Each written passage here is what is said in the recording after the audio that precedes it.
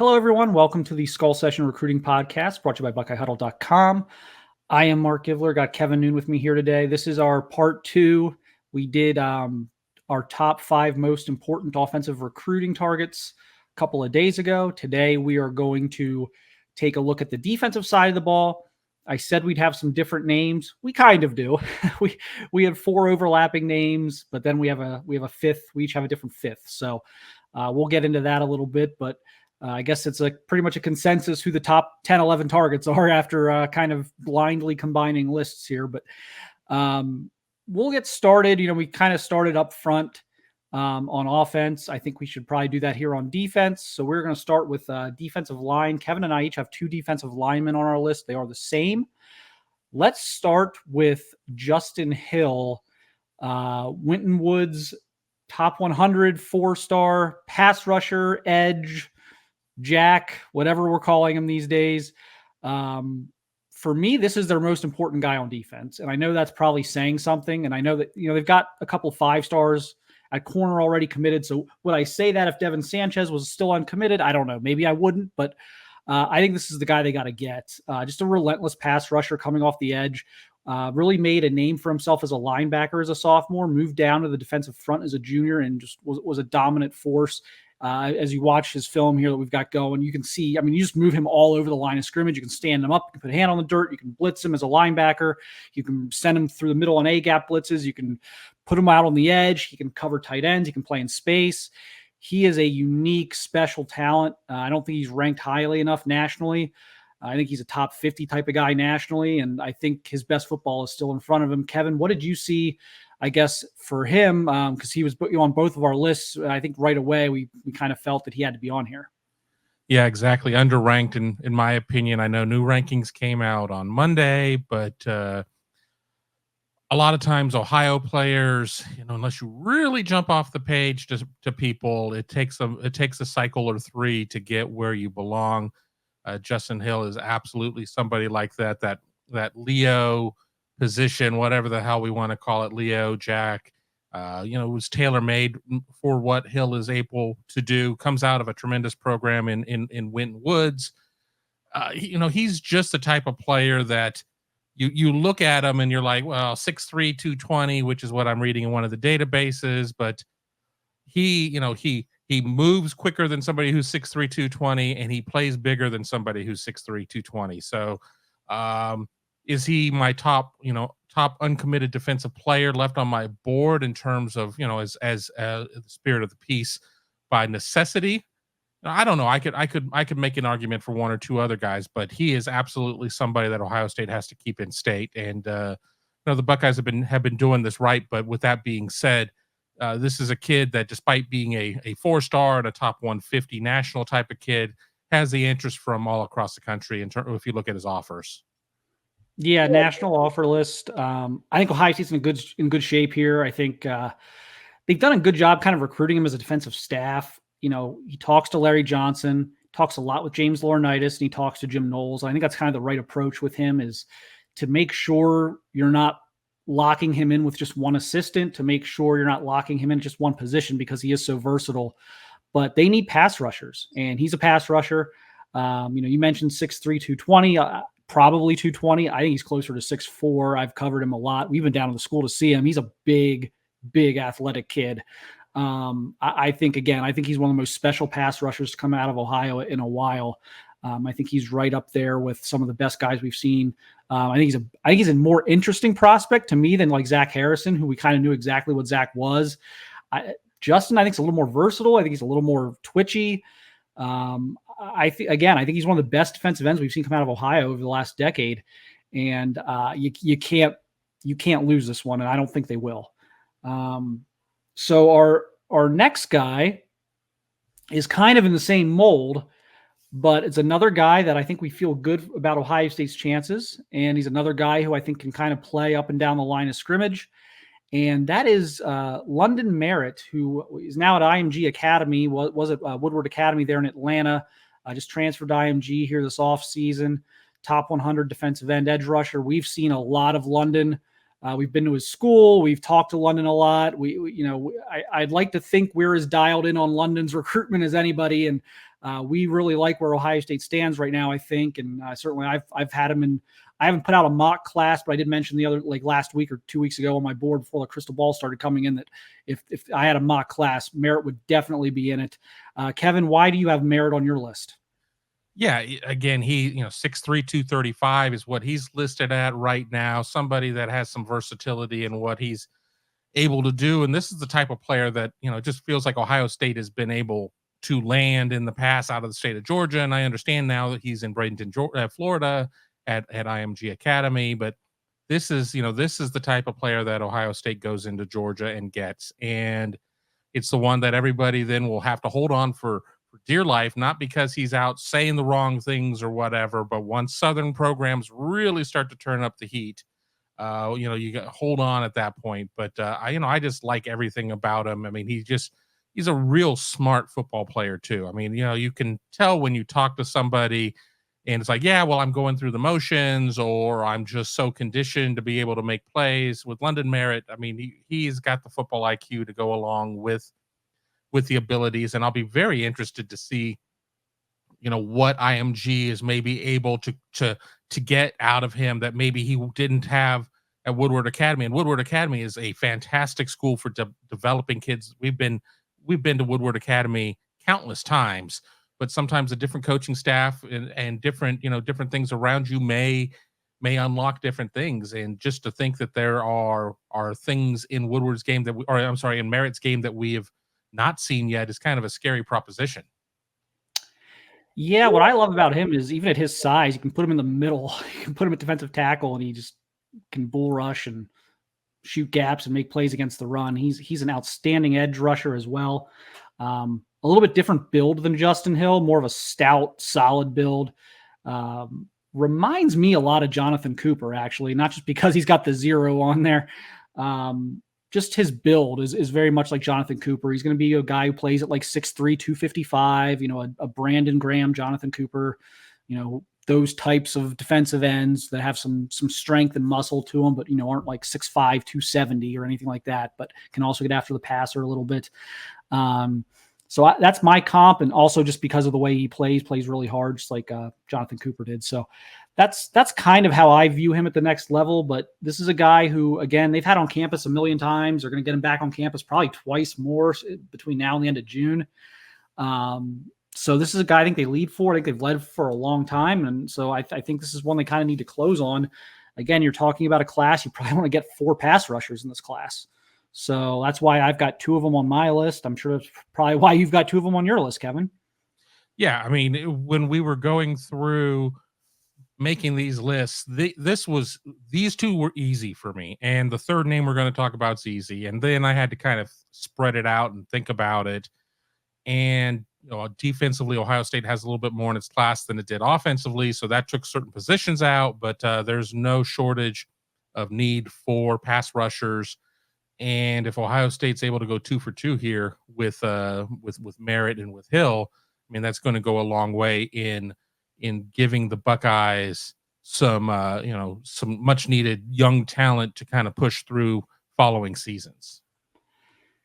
Yeah, and I think they'd like to get this done, with both of these guys by the end of June, early July, just to kind of have a couple in the, in the can or whatever, just to kind of have 2 in. So there aren't any anxious moments in December like we've seen the last 3 years. They were able to kind of close it out 3 years ago very well. 2 years ago, not so much. Last year, Edric Houston was huge, but, wanted at least one more there. And so, you'd like to get these guys kind of in as early as possible, especially with Hill being an in-state guy and Merritt. I think whenever he gets on campus next, will be at least his 4th visit. I want to say it's going to be his 4th or 5th, but it's going to be at least his 4th visit whenever it's next. And again, he'll do an official in the middle of June. Expecting him to possibly be back before then, though, for spring ball. So you got to close on these guys. All right, next guy, we're going to move one layer of the defense back. This is another guy we agreed upon. This is a guy who's coming up on a decision here in about a month. So I think that was a little extra for me, just knowing the decision's coming up. And that is a 4-star linebacker, TJ Alford, Vero Beach, Florida. Top 100 guy, according to several of the recruiting websites. We've seen a lot of TJ as well. We've seen him at camp. We've been able to cover him quite a bit as well. And just a guy who you can line up really all three linebacker spots, and he's just going to go find the football. Yeah, I think that as we look at Ohio State and being in a 4-2-5 and what linebacker is, you want to have guys that have that versatility, have that flexibility, and that certainly is TJ Alford. I mean, he's somebody who, on the first highlight on this clip, he just laid the lumber. I mean, he can run for days. He just really is a multi-tool type of player. People are going to, of course, be like, wow, Vero Beach, where in Florida is that in terms of, or is he going to South Florida, everybody? It's a little bit north still of Miami-Dade and even the county where Fort Lauderdale is and everything else. So once he makes a decision in March, I'm not necessarily at the end of March, I'm not expecting him to be, all over the board, but he is somebody that Ohio State absolutely needs to land, in my opinion, because I don't necessarily know what the linebacker board is going to look like for Ohio State once Elijah Menendez committed elsewhere. I mean, I know they're not giving up there. I mean, I know there are some other options, but all roads keep leading back to TJ Alford as kind of a must get, and that's how I view him. Yeah, I love the way he plays. I always talk about on the boards kind of like the new age linebacker of how hard it is to find a guy who you don't have to take off the field in passing situations, but doesn't put you in a liability in the run game. And this is one of those rare guys who you just never have to take off the field. He's a 3-down linebacker. He's fast. He's physical. He plays hard. Great attitude. Great kid. This is a total package for me at linebacker. I think he's a tremendous player. And, they've got Eli Lee committed in state, but this is going to be a 3 linebacker plus class. And yeah, I mean, Melendez is off to Miami for now. I mean, we'll see. He tells me he's going to visit Ohio State again. So we'll see how that goes, but you can't really count on that one yet. So you got, Alford there as your top guy. He's deciding at the end of March. He's visiting a week before his decision.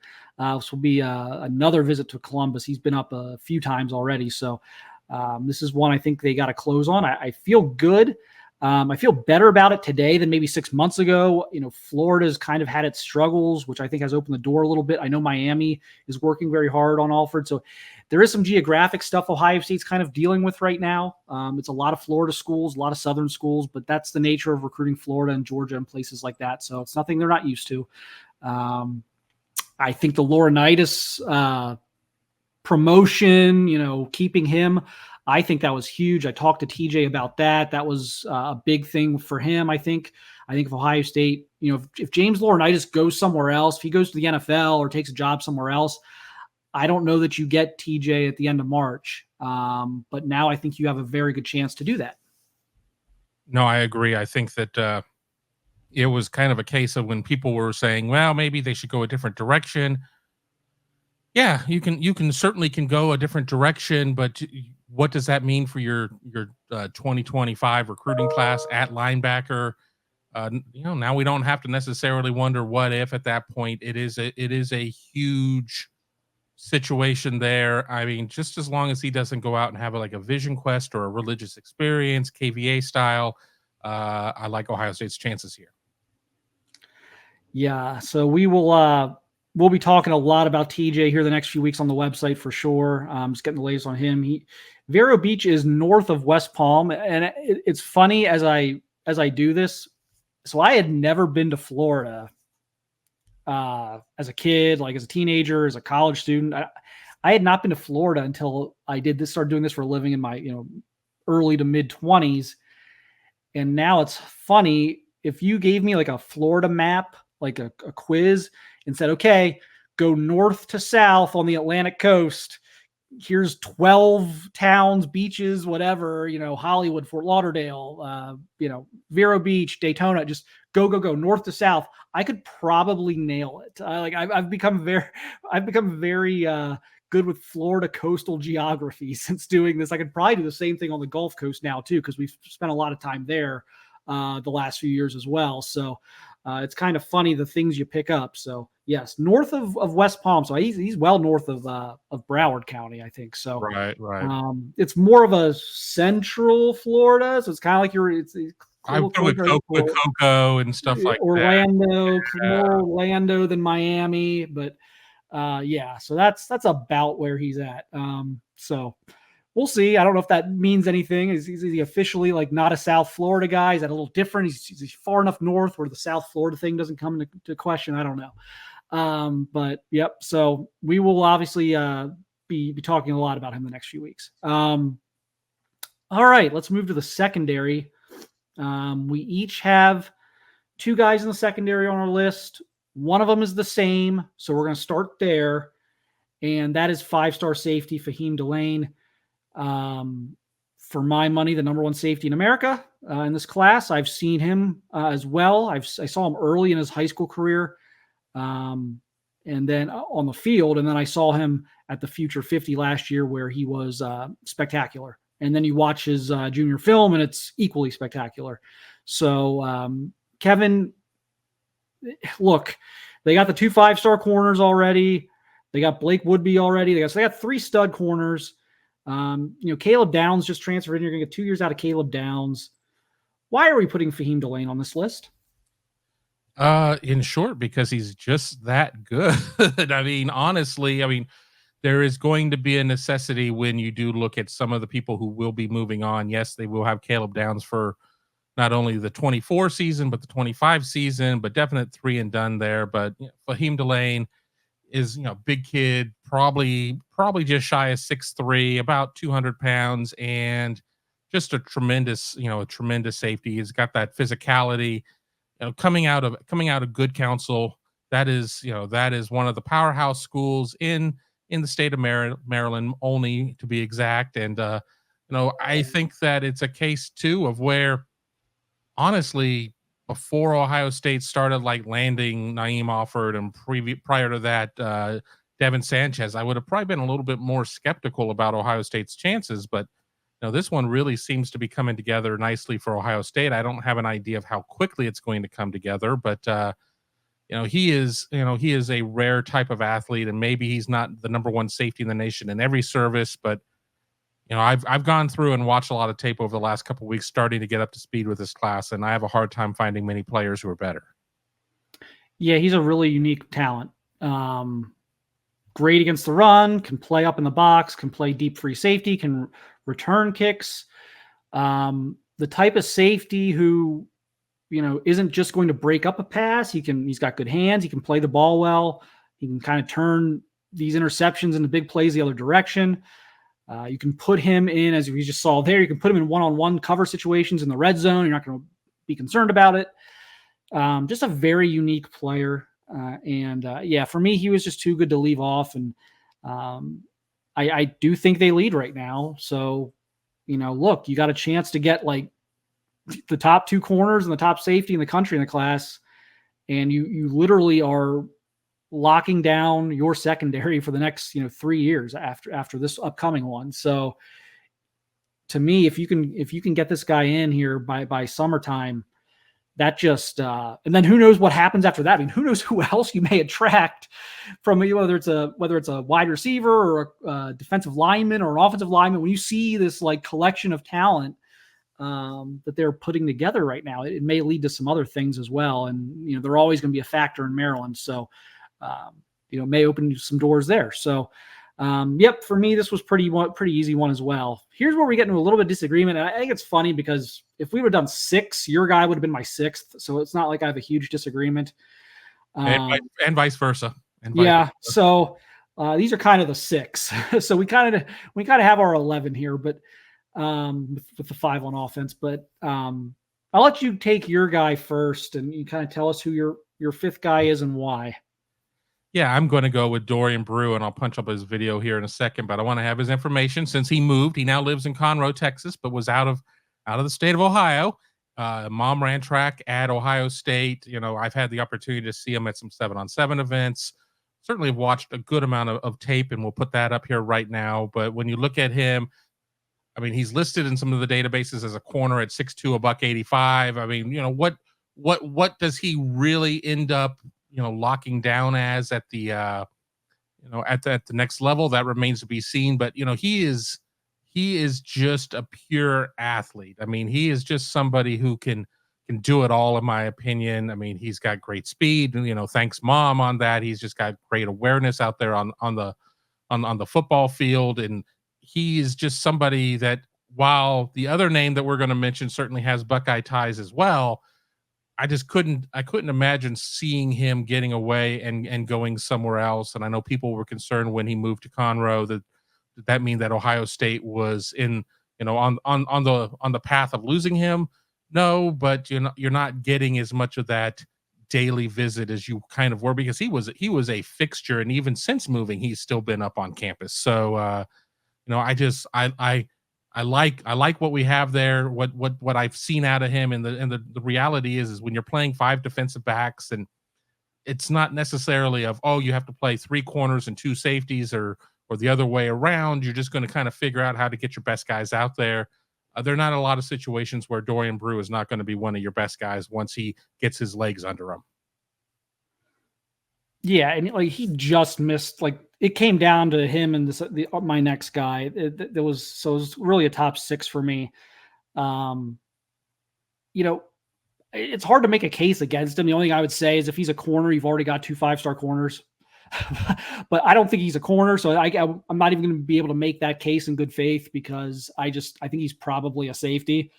He's just a big framed kid who I think is going to fill out and play 215, 220. I mean, I think he's going to be a really big kid by the time he's done growing. And I kind of look at him as like a kind of a new age strong safety with his ability to run the way he can at his size. So it's I'm not really going to sit here and try to make a case against him, because I think he's incredibly important to their recruiting class, their recruiting efforts. You don't want to lose, him moving to Texas doesn't let you off the hook here. You still need to lock down your Ohio guys. He is an Ohio kid.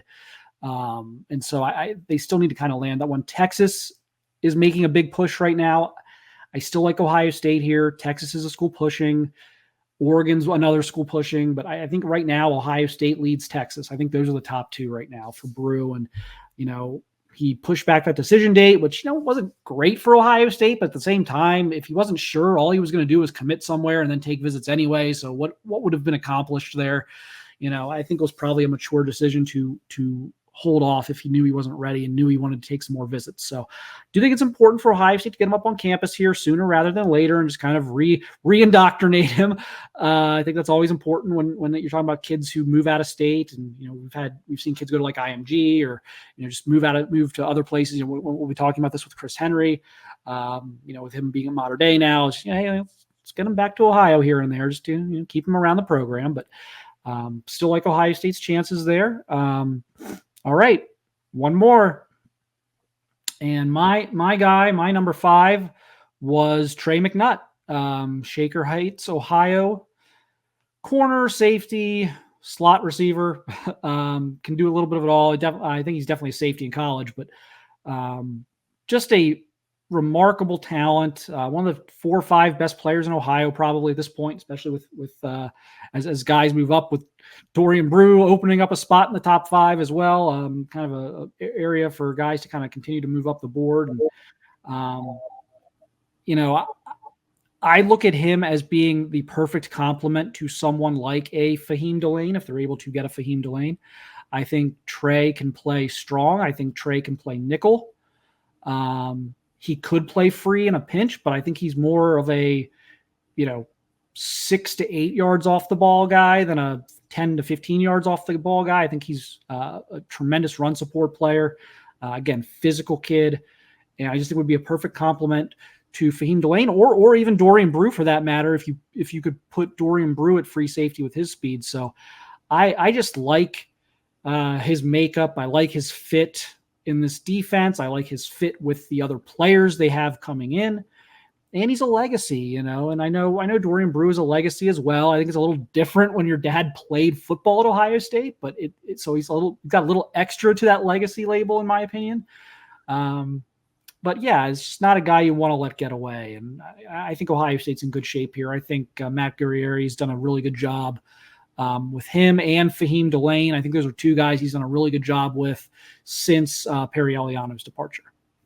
Yeah, I like where Ohio State's going with Trey McKinnon at this point. For those of you who are old heads like us, Richard McNutt was his father. So, and I remember Richard McNutt's recruitment. So I'm feeling particularly old at the moment. But 6 foot, $180, $185. I mean, he already has more than he has like 3 dozen offers, and we know that sometimes when it comes to databases, once you get all the big ones and the small ones just don't seem to make it on there. So it could be even higher than that. But again, a national top 50 type of player in Trey McKinnon, you figure it out of what it is that he, which boxes he checks off for you. But you just watch the tape, and the tape that we've had on now, if you're watching us on here on youtube.com/Buckeye Huddle, I mean, is intercut between offense and defense, because he truly is that athlete. But as Marc said, defense is the future, safety is the future. And, it's just kind of ridiculous to think if Ohio State's able to come together with a class of the 3 corners that the Buckeyes already have commits from, with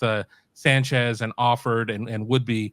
And then if Ohio State were also able to get Brew and McNutt, I mean, I don't know if you can touch that type of class, many times anybody across the nation. Yeah, it's interesting because we did the offensive class, and I think we had 2-3 guys in for the Buckeyes out of that group. Like we had maybe 2. Hey, here's a cat for everyone. Look what I got. It was only a matter of time. When you got 2 or 3 guys on offense, and I've got all 5 of these guys, or all 6 really. But all 5 of my guys, I have Ohio State landing. And if you threw Brew in there, I would lean toward getting all 6. I think it will get interesting as you start adding to your secondary. Once you've got 5 guys in your secondary, 6 guys in your secondary, does that persuade anybody to look elsewhere? TBD on that one. We'll just have to wait and see how everything plays out. But in a vacuum, I've got Ohio State landing all 6 of those guys. And like I said, when we did offense, it was like, well, yeah, I think they're going to get 2 of them, but it might be tough to get more than 3. So it's funny how we've reversed, because for years it was Ryan Day signing too many players on offense. Are we getting enough defensive players? Why aren't we getting more defensive players? And now they've got more defensive guys committed right now, and we're more optimistic about their top targets on defense than we are their top targets on offense. I think that's a good thing. I don't think that's I'm looking, maybe I'll just take the glass half full on that they're just recruiting a lot better on defense now, and not that it means that they've slipped on offensive recruiting, because I don't think that's the case. So I just think they're recruiting a lot better on defense right now than they have been. Well, I think a lot of things too were proof of performance.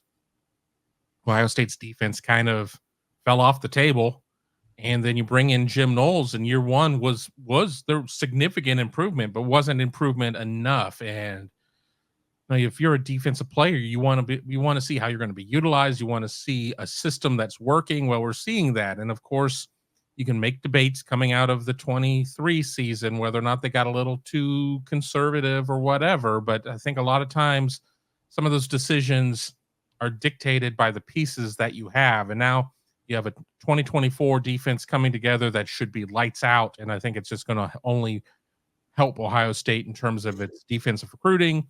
Again, I'm still not exactly sure what linebacker is going to look like. As you said, Eli Lee is in the class, and we both like TJ Alford's chances of ending up at Ohio State. But yeah, and the thing too is that you can recruit multiple pieces, because we know that here in this portal era, just because you have somebody this year doesn't mean you're going to have them next year or whatever. So you're trying to find the happy medium between fitting all of the pieces exactly right and just going out and stocking as much talent as you can, because you don't know where you're going to be at the end of any cycle. I think another thing that's helping them on defense in this class especially is, if you look at what they've got coming back, the glass half full to last year's kind of misses at the end, is that you are selling these 2025 kids dude, we're losing our whole defensive line. We're losing 3 corners and a safety, and then Caleb Downs is going to be off to the NFL the year after that. Like look at all the guys we're losing after this year. Look at all the opportunity there is to get in on the 2 deep as a true freshman. So I think that's helping them as well. It's unfortunate. It took some misses last year maybe to set things up this way, but now that they are set up this way, you have to take advantage of it. And it looks like they're doing that to me. So we'll see. Should be an exciting few months here with all the spring visits coming up. Check out BuckeyeHuddle.com for the latest on all that. We keep our visitor list pretty well updated, and we're having daily, recruiting updates and stories on some of these key targets. I know the guys are chomping at the bit to get to cover spring ball here. So Tony and Tom and Kevin, those guys, will be covering spring ball here about a week away, just a little more than a week away. So that's coming right around the corner. So it's a great time to sign up at BuckeyeHuddle.com if you're not already.